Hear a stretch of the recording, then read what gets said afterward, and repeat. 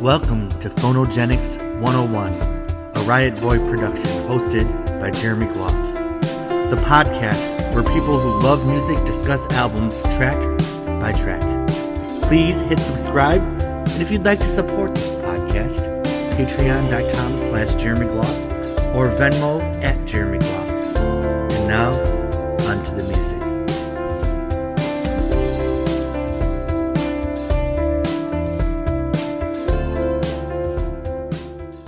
Hello, everybody. Welcome to Phonogenics 101. I'm your host, Jeremy Gloff, in Tampa, Florida, as a hurricane approaches us again. So I'm a little stressed. But what better to do during a stressful time than start a whole new series? Today, we embark on the journey of talking about every single Emmylou Harris studio recording. I have a couple friends here that are going to talk about each song track by track. And Richard, we met in the Gorge, correct? That's correct. We met at the Joni Mitchell concert last summer. So Richard and I, Richard's not on the Joni Mitchell podcast, but I met him when I was with the Joni Mitchell podcasters. And Richard, you're always welcome to join any Joni discussion that you'd like to, of course. Great. Let me know when Archives goes on. I'm thinking about her birthday, November 7th. I love meeting on Joni's birthday. I think that's a cool thing. Okay, I'm going to be in Santa Fe, so I can't join that one. Okay, well, maybe we'll do a different day. I'm sure it's so hard to get everyone together, but we'll make it work. So anyway, if you guys want to introduce yourself and talk about your history with Emmylou Harris, that'd be awesome. Richard, since I talked to you already, do you want to start and then we'll go to Tirdia? Okay, well, my history of Emmylou Harris goes back to about 1973, shortly after Graham Parsons died, and she moved back to the Washington, D.C. area and started playing shows with the Angel Band at various locations around town, including the Red Fox Inn, Mr. Henry's Tenley Circle, the Child Herald. And, the drinking age in D.C. was 18, so I was 18. And I went to, countless shows with Emmylou and the Angel Band. I remember, I really wasn't that, I had Sweetheart of the Rodeo and the Gilded Palace of Sin, but I really wasn't that aware of Graham Parsons' solo career.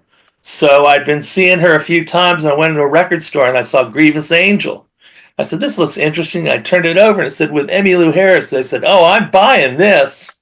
So you could say that Emmylou introduced me to Graham, and in that way, shortly after his death, I used to talk to her, from time to time. She would sometimes bring her daughter Hallie, because for lack of babysitter, to the shows and stuff. And I had a big crush on her, but it was like I could go in there and like the Child Herald and sit by half a carafe of wine and stay for all the shows, because I didn't have that much money, as a young, then actually kicked out of high school and ready to go to college the next, I started college in January 74, so I was in college most of the time I went to see her.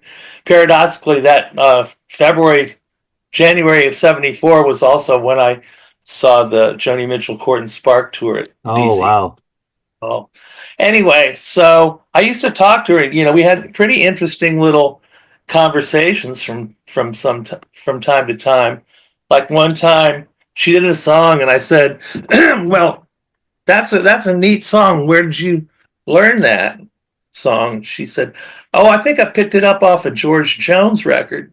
And I think I made a face, a little hippie boy, not particularly country music oriented at that point. And she said, oh, you must know this. George Jones is the greatest living country singer. What did I do after that? I went out and bought about 25 George Jones albums, and indeed she was right.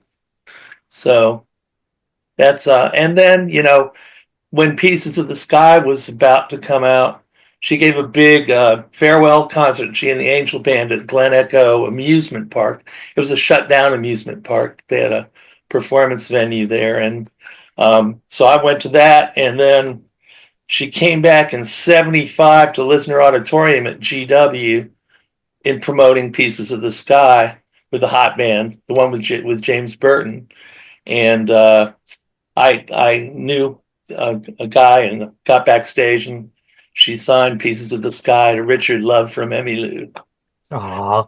I've seen her a bunch of times since then. I think the last time I saw her was in Savannah I think it was the Rodney Crowell, Emmylou Harris Okay.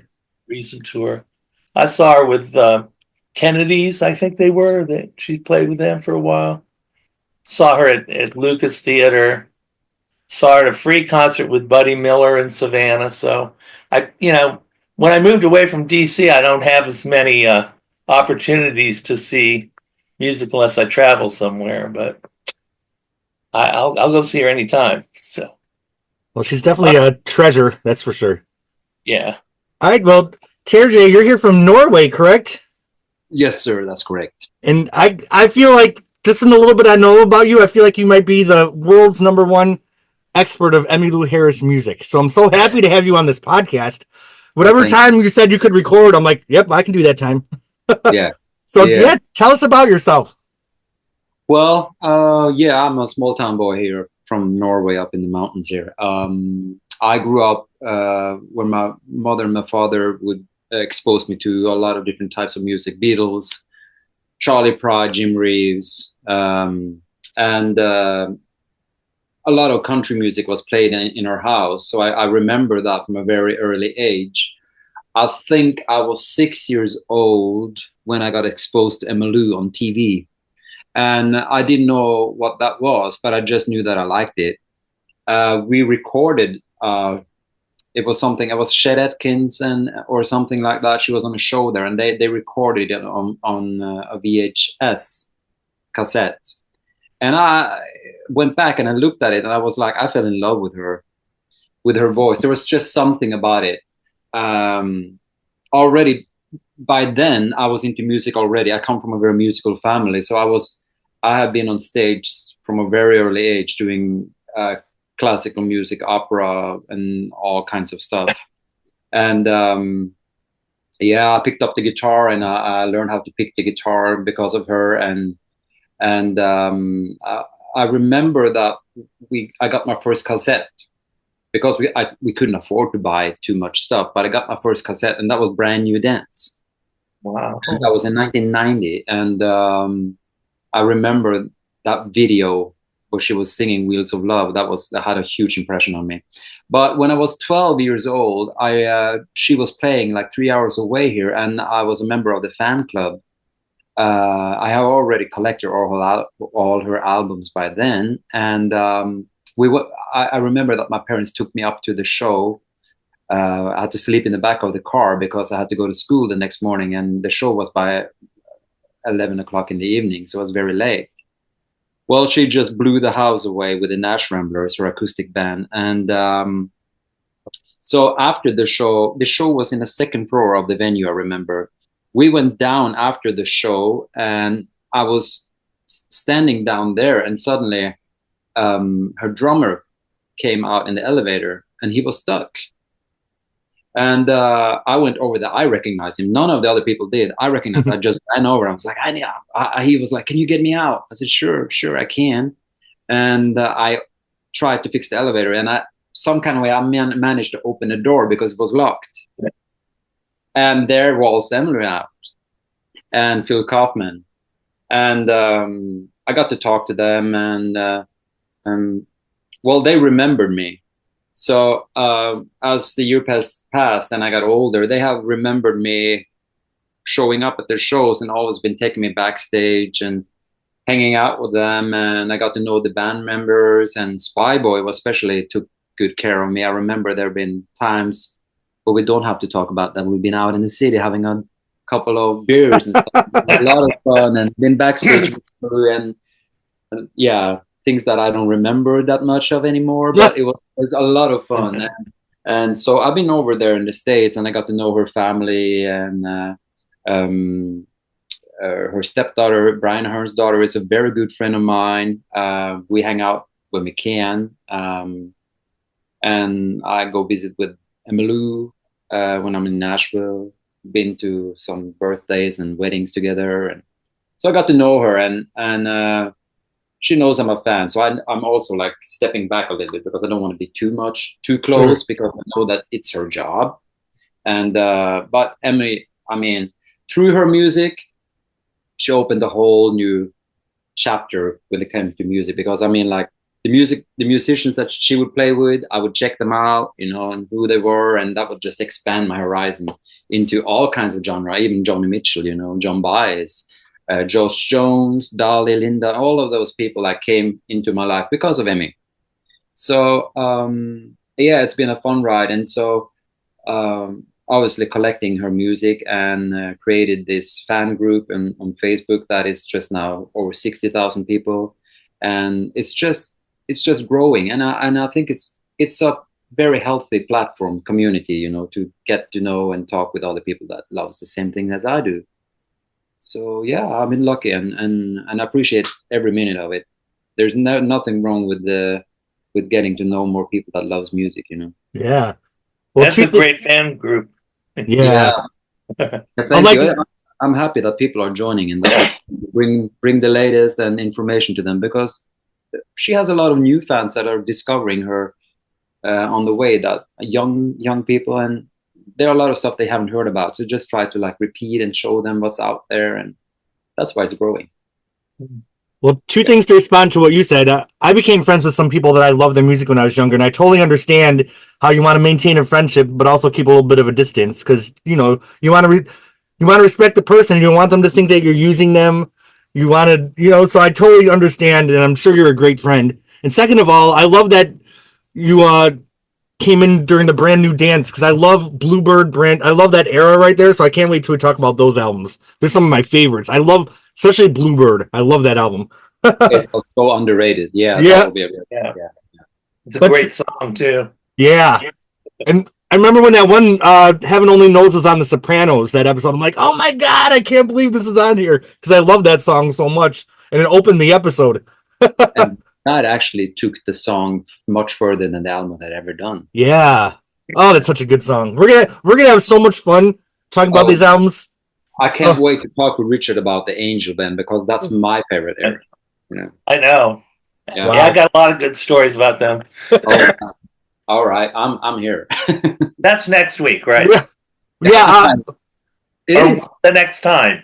Next time. Yeah.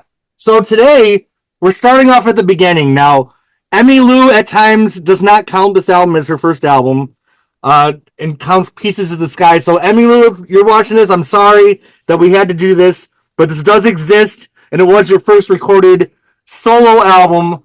So I feel like we should start from the beginning. I know the songs, especially from the Pieces of the Sky on this album. I don't know that great. So I'm going to be calling on you guys to fill in some information. I know that she was in Washington, D.C. This came out in 1970.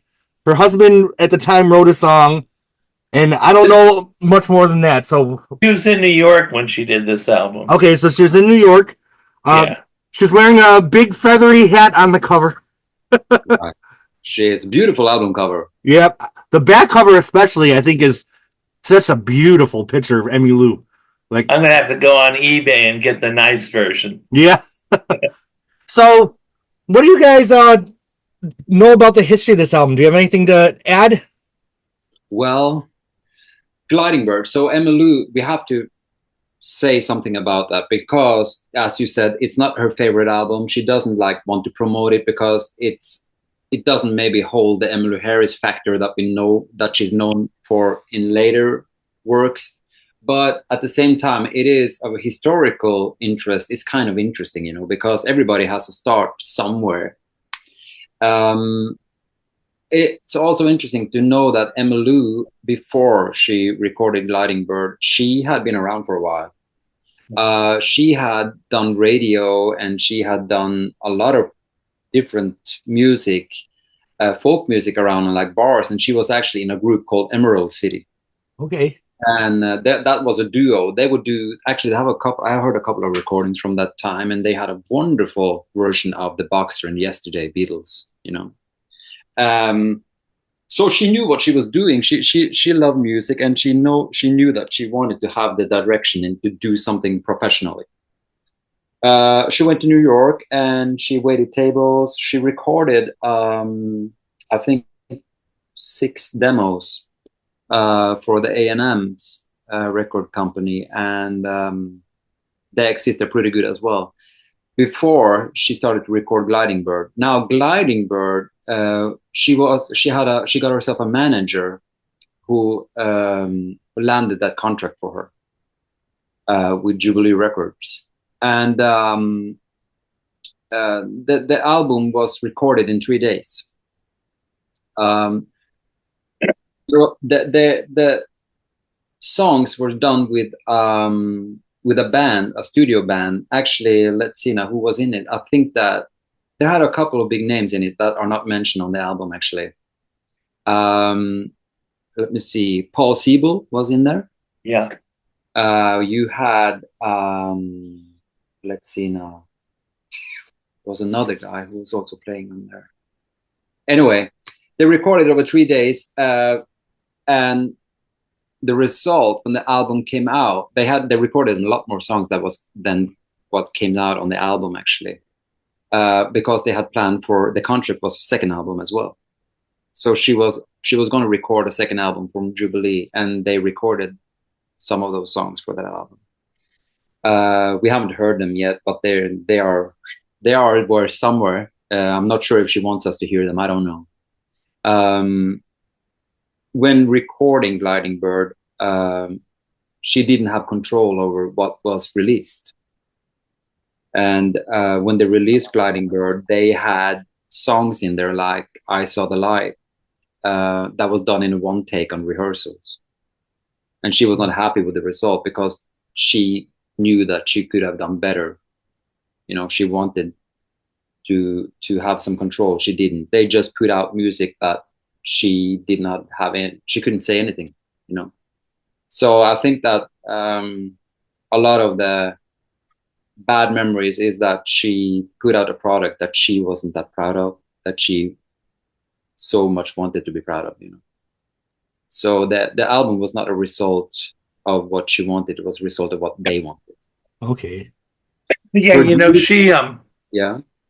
When she was young, before she went to UNC Greensboro, which was up until the year she went there, it was called the Women's College, and she says this somewhere. She moved back to Washington, to Woodridge, Virginia, with her parents, and started listening to a folk music show on the radio. Yeah. And I'm really interested in this because I listen to the same show. I mean, I was moved to Washington when I was 8, and this is a show called Music Americana. Wow. The DJ was Dick Cerri, Cerri, and it was on WAVA FM, which the AM portion of it was an all news station, but they had a rule you had to have different programming on FM. So they, like, for 5 hours a night, I was 8 years old when I started listening to this in 1963. I would listen to, hear Eric Anderson and the Chad Mitchell Trio and Ian and Sylvia and Tom Paxton and Tom Rush and all these people. I'd be listening night after night to these people. And they would also, and Ian and Sylvia was another favorite of mine, and they would announce that they had all the shows that were going at clubs like the Cellar Door in DC. And I got my parents to take me down to see, Ian and Sylvia and Judy Collins and Joni at a nightclub in 1968. So she was obviously, I'm 69. She's just turned 77, I think. Yeah. So she was obviously, a teenager listening to the same station, which is about 25 miles away from where she lived in Northern Virginia. So when she goes to New York, I think the one person she knew there was Paul Siebel. And he introduced her to David Bromberg and Jerry Jeff Walker and probably other folks as well. Because I know I sent y'all a link to that radio show she did shortly after this album came out with David Bromberg playing the lead guitar, and she's playing. Actually, David Bromberg is also one of the musicians on Gliding Bird. Oh yeah. And he's great. Anyway, I love David Bromberg, but like the recording of "I Saw the Light" on that radio show is way better than the recording on Gliding Bird. I mean, Oh, it's really? yeah, and her singing, she sings it so much better. And it's interesting on that because she's always, people are always saying that this is the album when she was a folkie and she was influenced by Joni Mitchell. She saw Joni Mitchell in New York in '68 or so. So I was thinking, well, we'll talk about it when we talk about the lyrics, but um, she, so she was listening. She had a lot, really loved folk music. But when you listen to that WBAI recording, they're all like country songs. They're, well, the Bob Dylan song, but then there's two songs by Townes Van Zandt, um, Tecumseh Valley and Sad Cinderella. Yes. There's Roy Acuff's Wreck on the Highway. Yes. There's what else is on there? But I mean, they're like Spanish Johnny, which is a Paul Siebel song, is And on she there, and she recorded that later as recorded. well. I know she recorded that later, Yeah. but yeah, and so oh, and she does Tammy Wynette's "I Don't Yeah. Want to Play House" on there as well. Yeah. So I mean, she was a country singer before she met Graham Parsons, but I think he taught her really. I think maybe to revere it a little bit more, maybe. I think too, you know, she was doing country music before she knew she could do it. Uh-huh. I think that's right. Yeah. Yeah. Yeah, it's interesting actually that there are I do have a live show from Emmylou from 1970 71. Mhm. And here we have the songs, you know, Honky Tonk Blues, It Wasn't God Who Made Honky Tonk Angels. Mhm. Those songs that Graham heard her sing. I haven't, it's recorded in stereo and it sounds like it was recorded yesterday. Oh man, I'd love to hear that. Yeah, well, we can arrange something later. Yeah. But anyway, Gliding Bird is interesting in that historical fact that she was aiming for a professional career, and she had a manager. She did 2 TV shows. Wow. One of them we haven't rediscovered yet. One was a Merv Griffin, and the other one I don't remember it. I have it because Tom Slocum, who was her husband at the time, told me about it. She did a lot of radio promo, and then in the middle of recording Gliding Bird, she got herself a new manager, and from there, everything changed. Mm. Yeah, everything changed there. And then, of course, the story is that Jubilee Record Company went bankrupt. Mm-hmm. It made her pay money instead of her earning any money on it. She was a struggling mother. And it totally put her back, you know. She had to move back to her parents, and you know, it was a hard time. It was a rich time, as she usually says. So that album is not very positive. It didn't go anywhere, didn't chart, it put her in debt, I guess, a little bit at least. Her marriage was failing. So it was a lot of stuff that she's like. I think that with Pieces of the Sky and Graham, it was a new start. Yeah. Yeah. Yeah. Well, I'm sorry, my COVID fog. Okay. Oh, Richard, did you freeze on us for a second? Something I forgot to say is that I came to Emmylou. That the first record I ever got was my grandma gave me Profile as a Christmas present when I was 4 years old. The vinyl of the greatest hits. And my mom had Pieces of the Sky, Quarter Moon, Luxury Liner on vinyl. So I knew those records from when I was little. And then when I moved to Florida in 2000, I bought Luxury Liner and fell right back into exploring the whole catalog. So Wow. I forgot to say, but of course I didn't hear Gliding Bird. I guess this will age me, but I first heard these songs as they're on Napster. Like when all that Napster stuff was happening, that's the first time I could find any of these songs. And then, Oh yeah, yep. and they actually were on Spotify as well for a while. Okay.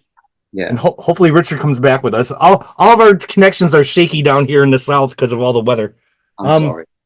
It's all right.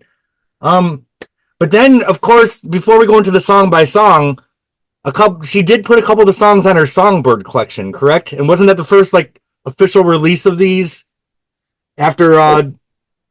Well, that's what she thought at the time of releasing Songbird. Um, she actually recorded those songs after Gliding Bird. Oh, She recorded them in the studio with a guy that she played with, a piano player called Michael Goldberg. And that was actually the same studio as Janis Joplin was recording at the same time. oh, Yeah.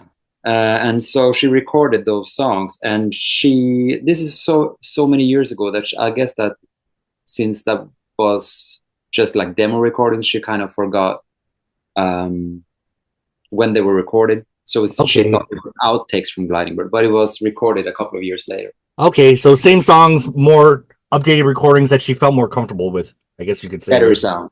Yeah. Better sound. So, but the interesting thing about Gliding Bird, I think that, if you have the masters, she has the masters. Right. She took it to court in 1984 because there was an independent record label that had bought the masters, and they started to release them on different record companies, on like right.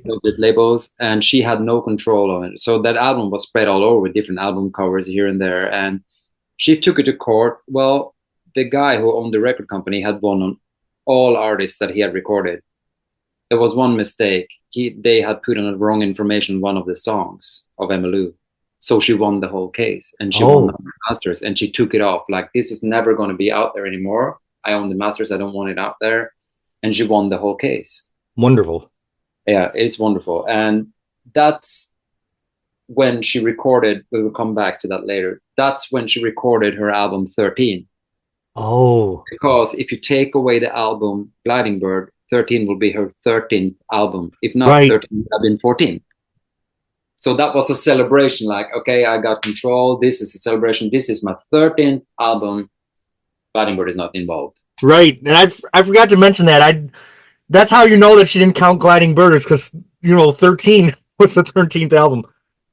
Also, one thing more I like to add about Gliding Bird, interesting enough. The producer, Ray Ellis, for Gliding Bird was also the producer of Billie Holiday and Barbra Streisand. Oh. So this was a massive producer. Look at the list of the names. I think he also recorded Aretha. So this guy, he worked with big artists. So I'm sure that they had big hopes when they went into the studio with this, Can you hear me? Yes, I can. Yes, sir. Okay. I've got to turn my phone off. I got hang on. It's all good. I said to the listeners, we're down in the South, so our connections are going to be a little bit shaky because of the weather down here. My connection is usually great. I guess this is on brand for Gliding Bird, though. A little bit of a shaky start, just like Emmylou had. So I'm gonna turn my phone off. I feel like one more thing we should add before we go into the song by song. Emmylou became known for being a champion of other songwriters. She wrote a lot of this album, and it's the most she wrote until the Ballad of Sally Rose, right? The most compositions. Yeah. And then she wouldn't really write again till Red Dirt Girl many, many years later again. Yeah, she wrote a few songs on 13, and she did write on Bluebird. And then Cowgirl's Prayer, she did the... What's that one? Prayer and Open D. Yeah, so good. She wrote songs for Elite Hotel, Pieces of the Sky, and Luxury Liner. She wrote Bullet of Birmingham on Pieces of the Sky, and co-wrote with Rodney on Amarillo on Elite Hotel. So, yeah. All right. Well, any other thoughts before we go into a song-by-song discussion here? No, let's start. All right. The career of Emmylou Harris, if you listen to the first album to last, begins with a Bob Dylan cover. It's interesting because in 1999-2000, I got into Marianne Faithfull and Emmylou Harris in the same year. And Emmylou also does a version of I'll Be Your Baby Tonight on her Faithless album, I believe. And I really love that version. And the same year Linda Ronstadt did it as well. Oh, okay. Yeah. Now, what an interesting way to start the recorded career of Emmylou Harris. So I'm assuming this was done in one take. Is that correct? was done in one take, and I also think that she recorded "A Hard Rain's Gonna Fall." Okay. Wow. Yeah, it was done in one take, and the musicians were arguing, and she was like trying to keep them away from jumping at each other. She said in an interview they were not really happy, and they were not in a good place, but they recorded it. I never heard her say anything bad about that song. That song, it's an interesting take, and you could clearly hear that she loved Bob Dylan. Yeah, you can hear that she's practically replicating Dylan's phrasing and vocals in it in a lot of ways, I think. But what I do like about that song is the piano intro, because it's kind of country-like. Oh, yeah. It reminds me of like Floyd Kramer when it jumps. Yeah. Yeah. I feel like Emmylou is country right from the beginning. I feel like, being honest, it's not her best vocal take, but if it was done in one take, and, you know, I feel like it's kind of a weird song for her to sing anyway, a little bit, in my opinion. Yeah. But with the information that, you know, she didn't have a lot of control here, I'm sure she wasn't thrilled that this opened up her recording career. No, and when you also see that the TV show that I was at, the Merv Griffin TV show, she played that song, and "I'll Be Your Baby Tonight" live on TV, and you could hear that it was better than the studio version. Okay. Was she playing with anybody on that Merv Griffin show? No, she did it solo. She was very pregnant at the time. Because she and Bromberg do it on the first song on the WBAI radio show too, but it's just the two of them. No, this is her alone with the guitar, and she. I will send it to you guys so you can see it. Cool. Yeah. All right. So, any other thoughts on "I'll Be Your Baby Tonight"? No, it's not. It is. It's not a big song for her. It's not a typical Emmylou Harris number, I would say. No. Historically, it's interesting because it kind of shows what she was listening to at the time. Right. Yeah. Another thing we forgot to mention is that her name was stylized differently here. Emmylou is 2 different words. And of course, that changed with "Pieces of the Sky." She hates that. She hates it? Yes. Did she ever go by that? She said that I showed her the record, and because I remember one time we were backstage and there came people up there, and her manager just went through the albums that people wanted to sign. They came like with bulks of albums, and they were like looking through them to see if they could find Gliding Bird, because they knew that she didn't want to sign it. And one guy got it out and came up to her, and they didn't have time to take away. And she said, "Oh shit," she said, "they couldn't even get my name right." And I'll say it one more time, Emmylou, if you ever see this, we will do your later catalog justice. We just had to start at the beginning. I love you, Emmylou. So yeah, please we love bear you. with me. Don't chop my head off next time. But even like she has such a golden string of records. Like, I feel like from "Pieces of the Sky," when you just move forward, it's one masterpiece after another for years and years. So I mean, so many good records. That's why I guess that it's kind of like forgotten as well, because the rest of our records were so good. Yeah. Well, now we're moving on to an Emmy/Lou original. Fugue for the Ox. So we have an Emmylou song. Honestly, I felt like this was a little bit of a sister of Joni Mitchell's "Circle Game." Is kind of what I'm certain it is. I mean, she saw her before she recorded this record, and it's an interesting takeoff on that song, I think. It's really interesting, and the interesting thing for me on that song is that she actually plays the guitar in the open tuning, and she uses the same guitar as she played on "Prayer in Open D." Oh wow! Oh wow! Yeah, and she also used the same guitar when she played on TV. She played that song on TV as well. And I mean, back in the day, in the 70s, before she started to like strum the guitar like country on rhythm guitar, she would play with finger picks. Okay. So she had finger picks on all fingers, and she would play basically like John Baez did. And she jokes that she only plays with 3 chords and never go over the 3rd frets and stuff like this. Emmy can play the guitar.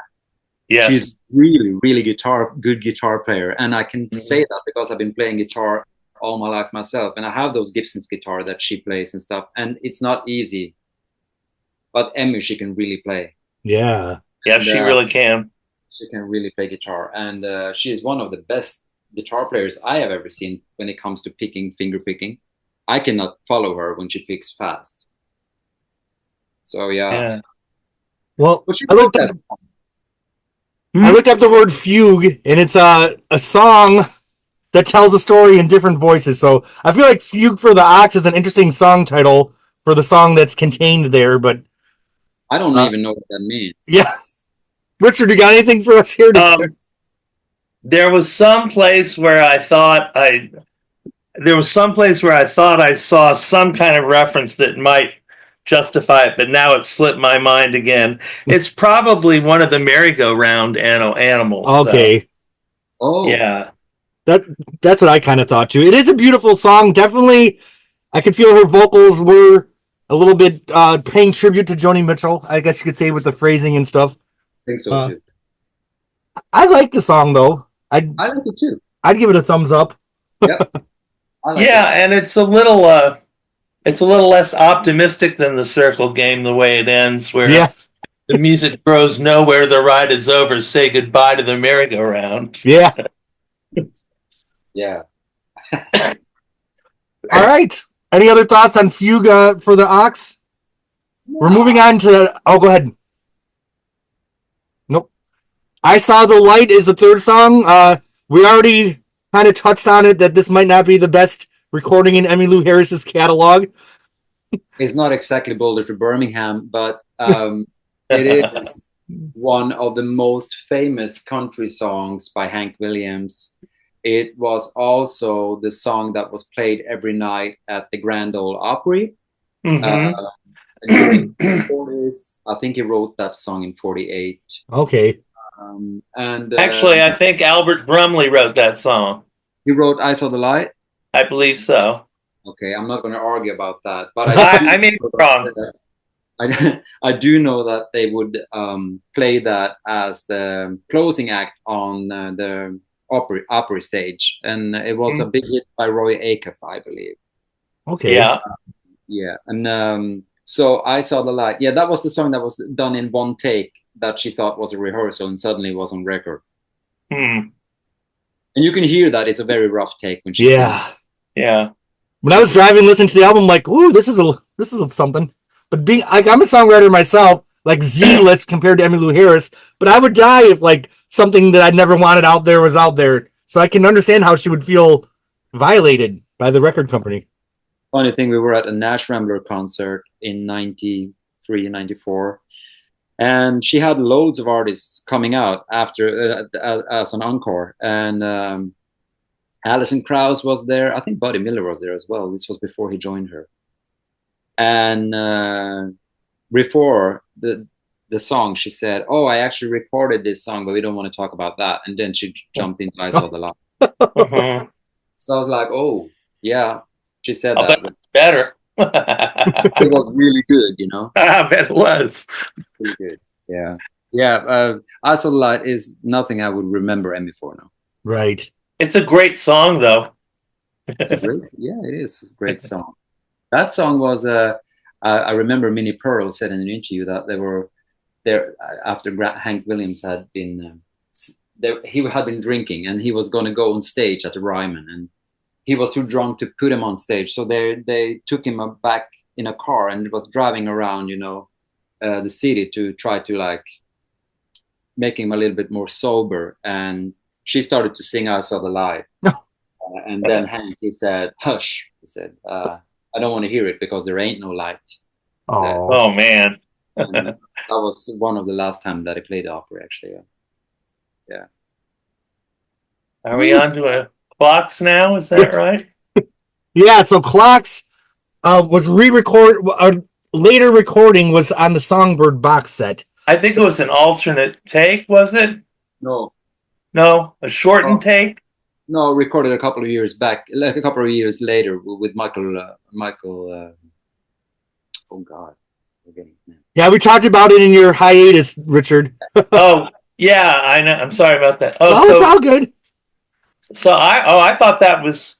I know I've got Songbird in the other room. I'll check it out after the podcast. But Oh, she thought that that song was an outtake from Gliding Bird at the time because they didn't have any information because somebody sent it to the record company when they were collecting material, and they discovered it, and they thought that that was an outtake, but it came out later that it wasn't. It was recorded actually in DC. okay. And Around the same time as Falling in a Deep Hole. 71. Yeah, it's falling. Stop falling in a deep hole Yeah, too. and she did it in the same recording studio as I said with Janis Joplin was recording as well. So she did a few more songs that are still in the can on those records. So there are songs from that area as well that we haven't heard. Do either of you have a preference of which version you like better of Clocks? Me? I would say that the Songbird release is my favorite because I could hear it so much clearer and it sounds more. It's so clean. Right. And I know that Gliding Bird is not the Emmylou Harris album that people go to, but I would say that I think, and I hope, and Emmylou, don't arrest me now, that if that album had been cleaned up, remastered, and remixed, we would have a much better result than it was done back then. I enjoyed listening to it. I'm glad it exists, and I think it's an important part of her history. I think it's a lot better than she knows that it is, probably. Well, I put it on the big stereo the other day, and my wife was listening to it too, and she said, "Oh, I like some of this," you know. Yeah. So that was good. Richard, do you have any notes on Clocks before we move on to the? Well, she did write Clocks as well. Yeah, that's right. Yeah. And I think that is one of the songs that she actually likes. Well, she put it on Songbird, so I guess so. Huh? Yeah, she said that in the Songbird interview. She said that I actually like Clocks. She said, "Yeah, it's a cute little song." Well, side one ends with a almost 6-minute epic. Another Emmylou original, Black Gypsy. Another song with a not very happy ending. Everyone's left the town. Where did everybody go? This is kind of an artsy song, I felt like. I actually really like this song. It's it seems to be seems to me to be about being disillusioned with New York. It's exactly what it is about. Yeah. I mean, she goes there. I understand this almost personally because I wanted to be a folk singer when I was a kid, and I was going to run away to New York or something like that. But by the time I would have done that, even at 15, 1970, when this album came out, I was 15 years old. There was no folk music scene in New York that was going to get you anywhere anymore. You know, the radio show that we used to listen to from Northern Virginia in 1968, they decided to make it an underground. It was the first psychedelic show turned into that, and that was 68. So, you know, this song actually have a live show where she performs this song. Wow. Yeah, and she says that she co-wrote it some kind of way, but she didn't because the guy she's singing about was named Omar, and he lived in the streets down there in New York, and he told her the story, so she basically just wrote the story that he told her. So that's a song about Omar, actually. Okay. Wow. Yeah. So he's the gypsy? He's the gypsy. He was called Black Gypsy. Yes. Wow.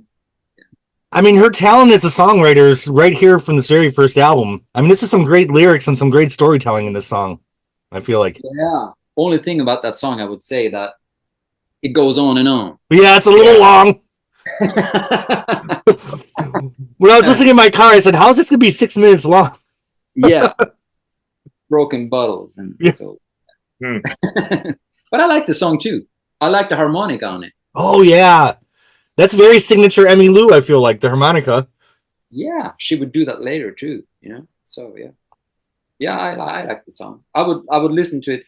Gliding Bird. I remember when we were still listening to cassettes. This was in the 80s, maybe 80s, 90s. So I asked all my parents' friends, have you heard about Emmylou Harris? Have you know about Emmylou Harris? And I asked if anybody had a cassette or something, an LP that I haven't seen before, and suddenly my cousin, she called me, she was 5 years old. And she said, "Hey, I have found a cassette. My father has a cassette. It's called Gliding Bird." Oh, no. So she was so smart. I was like, "Gliding bread, that's interesting, what is that? What does that mean?" Gliding bread. She couldn't read, really. Oh. So, but I got my first cassette, the original cassette from Gliding Bird, and that's how I discovered it. But I couldn't see anywhere in her catalog, anywhere that she had recorded the album. She didn't mention it. It took me years, Right, until we had the internet, that I could actually find Right. it. So yeah, that was an interesting thing. I would play it, and when I put on I Saw the Light, I remember my mom said in the car, "This doesn't sound like Emmylou." So was the cassette from the original pressing, or was it from one of the record companies in the late 70s? No, this was from '69. Oh, wow. That's awesome. Yes. All right, so the next song, you flip the record over, it is actually Gliding Bread. The next song. I feel like the second side of the album, now we're going into it sounds like that early 70s pop a little bit with this song. A little bit more, radio production. I feel like this song was a little bit less country. It was her husband that wrote this one, right? Yeah. Tom. Yeah. Tom. Yeah. He was a musician. He's a musician on his own, actually. He has released music. There's some flute in this song, from what I remember. Is this the one that has the flute in it? It has a flute in it, and to me, it sounds very folky. I would say folk pop. It might be like Carly Simon a little bit, like some of Carly Simon's early music. Yeah. I wonder what made her pick that song as the album title. But I don't know. For me personally, that is the song I skipped the most. Okay. Yeah, I'd never do anything for me, but I guess it was important for her or Tom at the time, since they used it as the album title. It's interesting because some of the songs here, you kind of hear where Emmylou went later. This is a song where she never went there again. Like, this song doesn't really, she never, like later in her career, this reminds me of the song Gliding Bird. Like, I feel like she never went here again, and maybe that's okay. The phrasing she did there is like, she dropped that. Yeah. Well, any other thoughts on this song before we move on? All right. Everybody's Talking is next. Fred Neil composition. And that song, so I don't remember. That song is still getting played a lot on radio, but the original song. The Fred Neil or the Harry Nilsson? I think that would be Fred Neil. Okay. So I'm not sure now, Richard, but I think it is. But it's getting, because the Midnight Cowboy version was Harry Nilsson, I think, wasn't it? It sounds very folky, so I think it's Fred Neil. Okay. No, Fred Neil wrote it and recorded it first. Yeah, because for sure. That song, I always remember that song in the back of my head, that song wasn't her because I heard someone else do it. Okay. But I kind of like it. I just wish that there wasn't so much echo on her voice. But I like that song, and I've listened to it a lot. I do. Yeah, it's a great song. I'm not so sure about the performance, but yeah. And that was a famous song. It was famous because it was in Midnight Cowboy, that movie. Yeah, I think that maybe I don't know how her contract was, but I'm sure that she wanted to add some of her songs, and that they would try to put on some more commercial songs to catch some attention. Right. Yeah. Yeah. Like Backrack and David, but we're not there yet. Right. So that song would be a song that people would recognize, even though if they didn't know her, Well, next we move back on to an original. Emmylou's back with Bobby's Gone, another storytelling song. Her version of Marcy. Yeah. Oh yeah. That's what I think. Yep, I agree. I didn't put that together, but now that you say that, 100%. Wow, that's interesting. I never thought about that. Yeah. It's a good song. Yeah, Bob is gone. Yeah, No that's one will be waiting for Mhm. the poetry of her soul. Mhm. Bob is gone. Yeah. I like the sound of this song though. I Uh, love the yeah, music. her performance on this song is pretty good. Yeah. It's, her voice is clear, and I like I actually one of the better songs on this album. Yeah, I think she's pretty committed to singing it. It seems more heartfelt than a lot of some of the others. Because the thing about her voice, she is a master at performing emotion in her singing. She gets into a song in a way that's incredible, and I think comes closer to that on this song for Gliding Bird than Yeah, most. I wish that there's no whatsoever any kind of harmonizing on this album. There's no Oh, any of Yeah. the songs, and that is kind of what Emmylou is known for in her later work. She could Oh yeah. harmonize she's a like master harmonizer. Yeah. master harmonizer, and she didn't put one extra voice on any of the tracks. That They maybe might, that was not maybe up to her, but Yeah. it's sort of kind of like she was known for that on her next album. Oh yeah. it might not have been in the budget. Well, her next album would be GP, right? Right, right. But it's interesting because this was 69, 70. Pieces of the Sky was 75. How much mastery and control she got over her instrument of her voice in those years. We Because, got I to mean, sing Graham for one thing. yeah. She had come out. She had changed. Yeah. Sort of. I guess that's what she means also about the album, that she had changed for what she wanted to be. Yeah. Not Well, very she often. changed. Oh, go ahead, Richard. No, you go ahead. I would say, how often in an artist's career do you hear someone in such a unformed transitional phase as we do with this album? You know what I mean? Most times by the first album, someone's more fully formed. So I'm glad that we got this. It's pretty cool. It's kind of vulnerable in a way. Mm-hmm. It's no wonder that her later albums would be so good, because she had been through a lot. Right. I mean, like, she had recorded this album. She had been in a duo. She had played a lot of live shows. We've been with Graham Parsons for 2 records. So actually, when she was ready for Piece of the Sky, that would be her 4th record. Yeah. Yeah. So Yeah. I think that's true. yeah, she knew how to craft it by then. I mean, neither GP nor Grievous Angel would be what it is without her. She's an integral part of both those albums. Totally. Yeah. All right. So next, this album is so random because next we have a Burt Bacharach song. I'll Never Fall in Love Again. What'd you all think of this one? Okay. So I would say this is something that I know that Emily would not like to hear, but I think she does a wonderful job on this song. I like the violins and everything in the background. Yeah. That song was something that she had to do. She didn't want to do it. Okay. They told her that she had to do it. She didn't want to do a Burt Bacharach song, but they were like, yes, you're doing it. And so they chose that song for her. And it was kind of like, you have to do it, no, even if you like it or not. Oh, wow.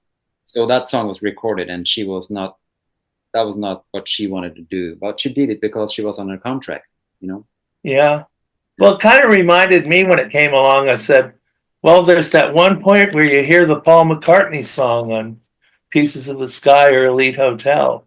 Right. It's kind of a jarring stylistic change, but her performances of For No One and Here, There, and Everywhere are just stunning, I think. Yeah. No, I like this song, and I will tell her that next time.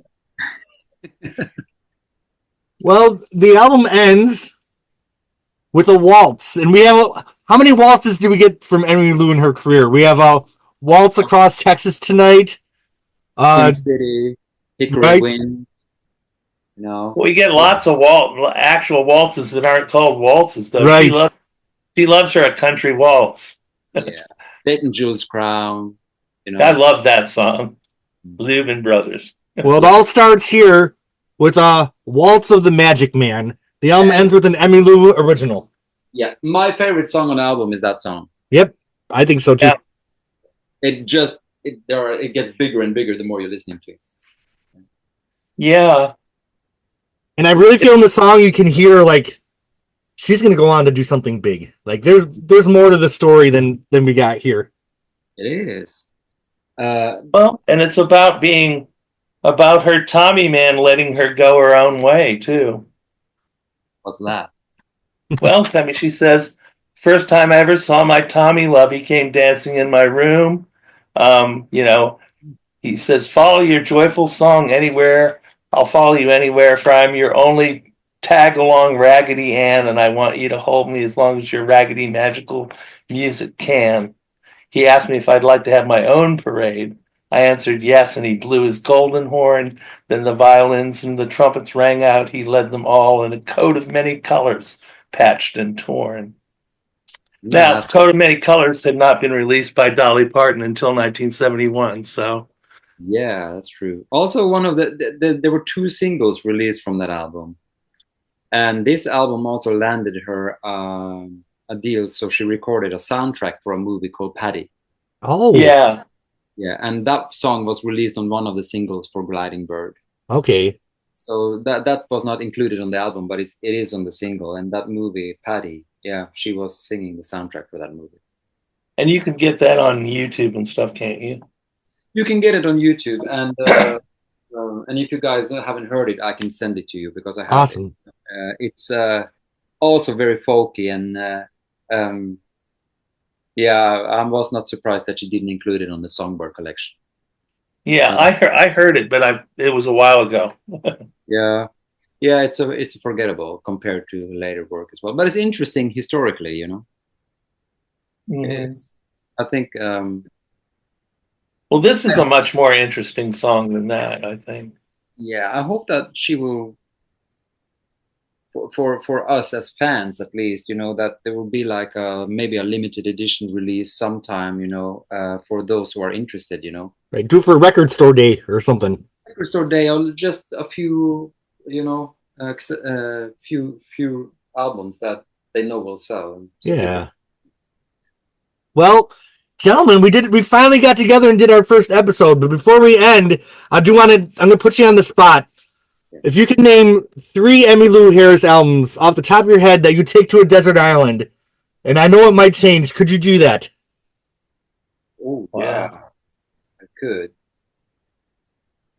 I'll go first to make it. I think for me it'd be Luxury Liner, maybe Bluebird, and Red Dirt Girl. I know that's a weird mix, but those are 3 of my favorite albums of all time by any artist. But there's other ones that could interchange in there. Hard to limit it to 3. Yeah, I know. It's so hard. It's really hard. Is Gliding Bird on anybody's list? No, I would have to take Pieces of the Sky since it's my cherished object, you know. Aww. My only autographed Emmylou Harris album. And I love it too. Yeah. I would say Luxury Liner is probably, that's her biggest album of all time. Yeah. I would do Luxury Liner. I would do The Ballad of Sally Rose. Oh, okay. And I don't know. It will be Bluebird or The Last Date. Oh, Last Date is a really good record. that is. I remember when I got that. Like sometimes I feel like live albums are a throwaway, but I couldn't stop listening to that one. It's amazing. When I discovered that album, I annoyed the hell of my whole family for you know. Yeah. I love those 80s albums, and I didn't realize there was a limited edition of Sally Rose with the demos that came out a few years ago. And I've got that. I've got that. Yeah.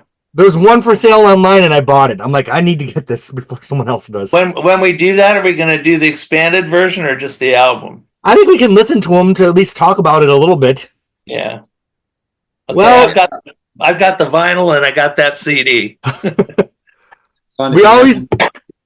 She just dropped the news yesterday when she was playing the Hardly Strictly Bluegrass Festival that she is re-releasing Spy Boy. Oh yeah, and she's re-releasing it with the songs that are from the shows that we haven't heard before. Really? When's that happening? Soon, I guess. Okay. Yeah, I want to hear that. And the Linda Ronstadt live album Foolish Show is coming as well now. So. Oh, wonderful. Yeah. Linda Ronstadt live where? Hollywood. Oh, okay. 1980. They released an album a few years back and only a few of the songs, but now they're putting out everything. Okay. I remember that one from a few years ago. Yep. Yeah. Well, we always end the episode by ranking the album on a scale of 1 to 10. So, what? I know we're not giving Gliding Bird a 10. What would you guys rank it? You're giving Gliding Bird a 10? No, I'm not. No. he's not. I think I'd give it. I'm gonna give it a 6. 6 out of 10. Yeah, I will give it 5. 5. Yeah, it's a middle. It's not the album that I listen most to. I got it because it's Emmylou, but it's not the album that I listen a lot to. Right. I'm hard pressed to give it a 5. I might give it a 4. Okay, so we have a 4, 5, and a 6. Yeah. I just feel 5. it shows like the little seeds of what we're gonna get coming later on, which is some of the best music that made by anybody anywhere of all time. So, all right. All right. This was Well, we are scheduled in, I think, 3 Sundays to do Pieces of the Sky at the end of October. So we'll do in our chat and see if we're able to make it. Thank you all so much. It was so nice to get together and just talk Emmylou. We have like 30 months ahead of us, and I can't wait. All right. All right. Well, I will get this and I'll post it in the chat. And here's to new friends and many conversations about music. Great. All right. Okay. Bye. Bye.